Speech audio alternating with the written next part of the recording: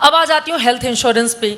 आपने इसको लेकर भी सरकार को क्रिटिसाइज करते हुए ये कहा, खासतौर से अस्पतालों को, कि प्राइवेट अस्पताल और हेल्थ इंश्योरेंस की जो कंपनियां हैं इनकी मिली भगत से आम लोग बहुत ज़्यादा परेशान हो रहे हैं और एक नेक्सस है जो काम कर रहा है। क्यों लगता है आपको ऐसा? ये भी एक ऐसा मुद्दा है चित्रा जी जो मैंने अपने व्यक्तिगत जीवन में महसूस किया और उस परेशानी का सामना किया।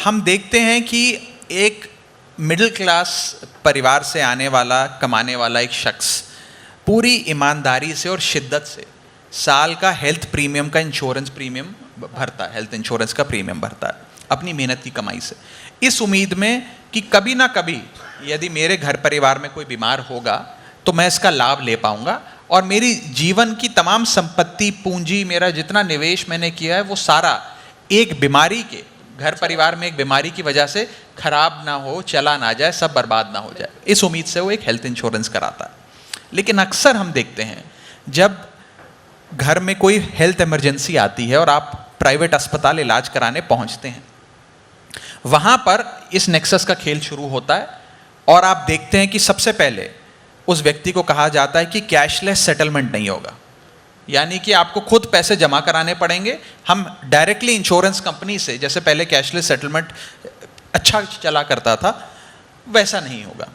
दूसरा, जब आप पैसे का भुगतान कर कर इंश्योरेंस कंपनी से उस पैसे की रीएम्बर्समेंट मांगते हैं तो इंश्योरेंस कंपनी उस क्लेम को ही ठुकरा देती है और बोलती है कि नहीं, ये वाली बीमारी इसमें कवर्ड नहीं थी, ये वाले चार्जेस हम नहीं दे सकते।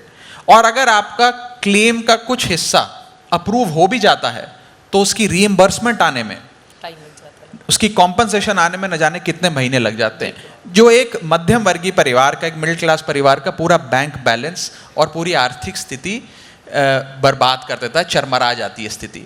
तो कहीं ना कहीं आज उस पर लगाम लगाने की आवश्यकता है। और इसी के साथ साथ एक दूसरी बात जो मैंने कुछ समय पहले सदन में उठाई थी कि भारत में कॉस्ट ऑफ लाइफ बहुत कम है।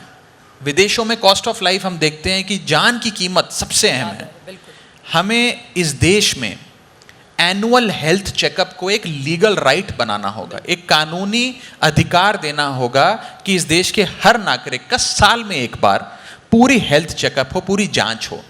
नहीं तो हम देख रहे हैं कि कोविड-19 के बाद कैसे कभी कोई यंग लड़का बैडमिंटन खेलते हुए हार्ट अटैक का शिकार हो जाता है, कोई यंग नई नवेली दुल्हन शादी के मंडप पे हार्ट अटैक का शिकार हो जाती है। बीमारियां कितनी बढ़ती जा रही हैं। कैंसर के भी बहुत सारे, कैंसर के कोई माँ, किसी की माँ चल बसती हैं तब पता लगता है कि अरे इन्हें तो कैंसर था।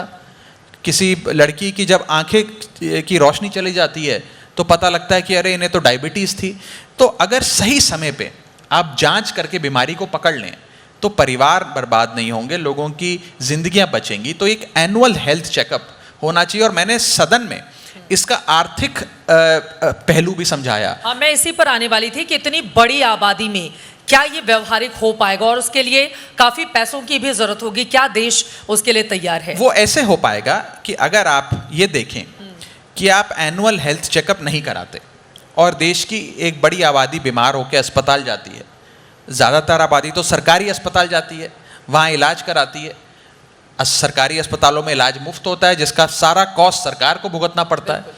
तो इलाज की कॉस्ट बनाम एनुअल हेल्थ चेकअप की कॉस्ट, कि अगर आप एनुअल हेल्थ चेकअप करा लेंगे तो बीमारी जल्दी पकड़ में आएगी, आपको 5 साल बाद बड़ा ऑपरेशन नहीं करना पड़ेगा, एक छोटी सी गोली से आप आज ठीक हो जाएंगे। तो एनुअल हेल्थ चेकअप की कॉस्ट जो आप खर्चेंगे ये वास्तव में आपके इलाज की जो सरकारी कॉस्ट है उसे कम करेगी। तो ये आर्थिक तौर पे it makes all the sense और सरकार को इस विषय में सोचना चाहिए। यकीनन ये एक गंभीर मामला है। हाल के दिनों में चाहे हार्ट अटैक हो, कैंसर हो या तमाम तरह की बीमारियां बहुत ज़्यादा बढ़ी हैं और आम आदमी जो मध्यम वर्गीय परिवार से या गरीब परिवार से ताल्लुक़ रखता है उसकी पूरी की पूरी पूंजी चली जाती है, लोगों को घर तक बेचने पड़ जाते हैं और इस दिशा में सरकार को ध्यान देना होगा। और एक सर्वे बताता है कि भारत देश में एक साधारण घर परिवार के लोग अपने घर की पूंजी यानी घर का सोना 2 स्थिति में बेचते हैं। एक जब बेटी की शादी करते हैं और दूसरा जब किसी का इलाज कराना होता है। तो इलाज इतनी बड़ी चीज़ है, इसीलिए एनुअल हेल्थ चेकअप और हेल्थ इंश्योरेंस इतना ज़्यादा ज़रूरी है। और यहाँ पर भी हम सब ने मांग करी कि हेल्थ इंश्योरेंस और लाइफ इंश्योरेंस पर भी जीएसटी लगा करता था, उसे समाप्त किया जाए। और अंततः सरकार ने बात स्वीकारी और वो समाप्त हुआ। इससे मुझे लगता है कि देश की बड़ी आबादी को प्रोत्साहन मिलेगा लाइफ इंश्योरेंस और हेल्थ इंश्योरेंस कराने की। यकीनन, और इसको लेकर लोगों में जागरूकता भी पैदा करने की ज़रूरत है, खासतौर से जो युवा वर्ग है, क्योंकि जब हम पूरी तरह से स्वस्थ रहेंगे यकीनन उसके बाद ही हम अपने कामकाज को, जो हमारे सपने हैं उनको हम सच कर पाएंगे।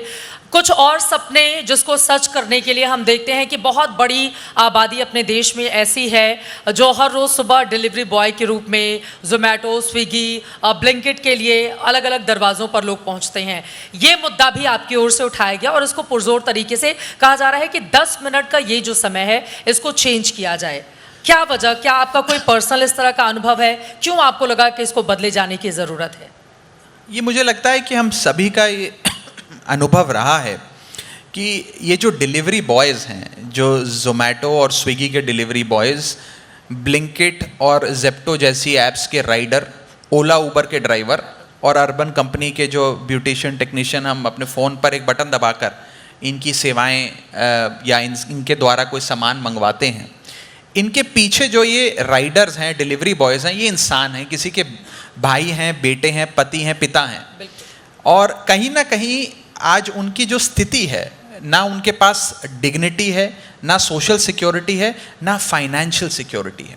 उनकी आवाज़ मैंने रखने का सदन में प्रयास किया और ये मांग करी कि सबसे पहले ये 10 मिनट की डिलीवरी का जो जुल्म है ये समाप्त होना चाहिए। हम तो ये उम्मीद लगाए बैठते हैं कि जेप्टो का बटन दबाया और ब्लिंकिट का बटन दबाया और 10 मिनट में घर पे सब्जी आ जाए, खाना आ जाए, दूध दही चावल आ जाए।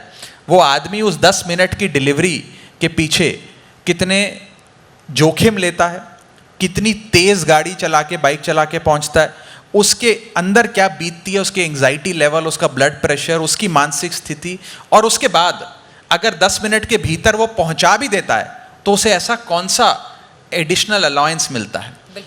दूसरी चीज़, अब वो 10 मिनट के भीतर नहीं पहुंचा पाता तो क्या मिलता है उसे? सबसे पहले ऐप ही उसको लॉग आउट कर देती है, उसका इंसेंटिव समाप्त हो जाता है। और सबसे बुरी बात, कई बार हम देखते हैं कि जो कस्टमर है वो डांटता है, वो उसे परेशान करता है, उसे 1 स्टार की रेटिंग देता है और उसे एक साइकोलॉजिकल प्रेशर में डाल देता है। तो कहीं ना कहीं इस पूरी व्यवस्था को हमें देखना होगा और ये 10 मिनट के जुल्म को मुझे लगता है बंद करना चाहिए, अब समाप्त करना। यकीनन, और ये बहुत ज़्यादा ज़रूरी है। कई बार हमने देखा है तेज़ बारिश हो रही होती है लेकिन समय के हिसाब से पहुंचना होता है, मौसम इतना प्रतिकूल। हाल ही में हम सब जानते हैं कि दिल्ली एनसीआर में प्रदूषण की वजह से किस तरह की स्थिति है, गाड़ियाँ चलाने तक में कितनी दिक्कतों का सामना करना पड़ रहा है।